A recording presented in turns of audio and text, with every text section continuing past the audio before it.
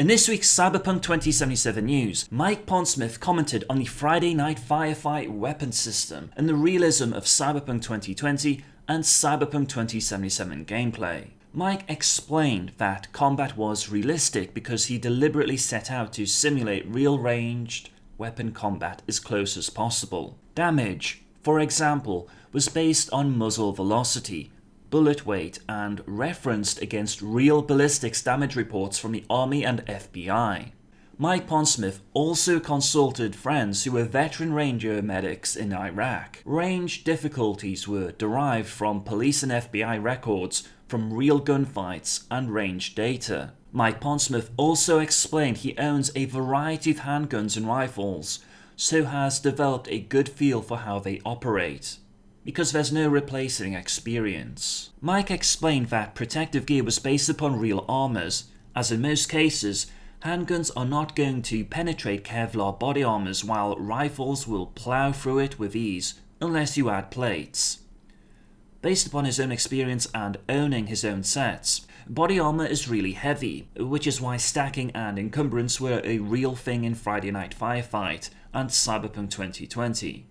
Mike Pondsmith explained that while many do not appreciate the finer details of Cyberpunk 2020, he often receives feedback from military guys who respect the realism that went into the game. It will be interesting to see how this dedication to detail and Mike Pondsmith's experience translates into Cyberpunk 2077 and Cyberpunk Red combat mechanics. For reasons unknown, various commentators continued reporting on an interview that French outlet Juste held with lead cinematic animator Maciej Pietras. Maciej revealed that development on Cyberpunk 2077 did not begin in earnest until the release of the Witcher 3 Hearts of Stone expansion, which was on 13th of October 2015. It is somewhat surprising that this information would be newsworthy, given that the Cyberpunk 2077 trailer from E3 contained a hidden message that revealed this information, for those who have not heard it before. CD Projekt Red stated that it's been over 2,077 days since they announced their plan to develop Cyberpunk 2077. CD Projekt Red released a CGI trailer, gave some interviews, and went dark. Normal procedure for these kinds of things: you announce a game and then shut up, roll up your sleeves, and go to work. CD Projekt Red wanted to give you The Witcher 3 and both expansions first, which is why this period of staying silent was longer than CD Projekt Red planned. As soon as CD Projekt Red concluded work on Blood and Wine, they were able to go full speed ahead with Cyberpunk 2077's pre-production. But CD Projekt Red chose to remain silent. Why? At some point, CD Projekt Red made a decision to resume talking about Cyberpunk 2077 only when they have something to show. Something meaningful and substantial.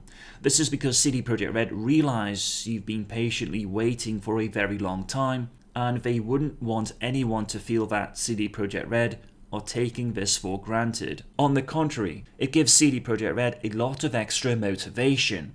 The hype is real, so the sweat and tears need to be real too. When will Cyberpunk 2077 be released? When we told you we would only release Cyberpunk 2077 when it's ready, we meant it. We're definitely much closer to a release date than we were back then, but it is still not the time to confirm anything. So patience is still required. Quality is the only thing that drives us. It's the beauty of being an independent studio and your own publisher. How big is Cyberpunk 2077? Seriously big. But to be honest, we have no bloody clue at this point in time. Once we put it all together, we will openly tell you what you can expect. And we promise we'll do this before we start talking about any pre-orders or ask anything of you. In terms of Cyberpunk 2077 free DLC, expansions and DRM, expect nothing less than you got with The Witcher 3. As for DRM, Cyberpunk 2077 will be 100% DRM free on PC. Microtransactions in Cyberpunk 2077. In a single player role-playing game? Are you nuts? Given that the Cyberpunk 2077 trailer was released on 10th of June 2018, it is genuinely surprising that once again many commentators do not seem to be cognizant of this information as evidenced by various individuals reporting on Mache's interview this week. Although, what can one expect from those taking the blue pill? Another Cyberpunk 2077 news being promulgated this week was an interview Sector SK held with Cyberpunk 2077 senior quest designer Philip Faber. Once again, I seem to be experiencing deja vu, because surely this interview was held back in E3. Faber stated that the Cyberpunk 2077 writers had a list of priorities to peruse before a single quest saw development. Specifically, the developers had to watch films like Blade Runner and Ghost in the Shell. They also had to understand the world of William Gibson's novel, Neuromancer. Faber explained that if you want to tell really good stories, you have to know this world. So the Cyberpunk 2077 story teams, writers, quest designers, and cinematic designers immersed themselves in the cyberpunk genre. Of course, many at CD Projekt Red were already fans of Cyberpunk. Faber explained that while there will be significant changes from Cyberpunk 2020 to Cyberpunk 2077, CD Projekt Red will still encompass all the main themes. On the topic of criticism such as the Cyberpunk 2077 gameplay demo not being dark enough, Faber explained that there will indeed be a nighttime, rain and neon in Night City. As far as the trailer was concerned, CD Projekt Red thought Cyberpunk fans already know about the rain and neon aesthetics, so why not show them the portion of the game which was slightly different? Faber also stressed that while works such as Blade Runner and Ghost in the Shell